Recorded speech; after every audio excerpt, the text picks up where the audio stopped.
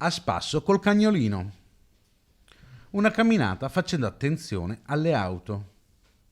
Una corsetta in bicicletta. Niente di strano in queste immagini, se non fosse che il protagonista, un 66enne della bassa padovana, da oltre 13 anni riceve una pensione di invalidità in quanto riconosciuto come cieco civile assoluto.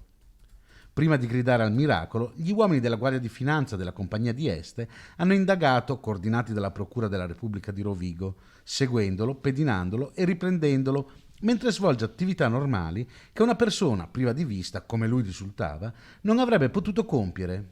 Il finto cieco assoluto è stato denunciato per truffa aggravata ai danni dello Stato ed è stato disposto il sequestro di beni per un valore di circa 350.000 euro, pari alle somme percepite dall'INPS a titolo di pensione di invalidità e di indennità di accompagnamento.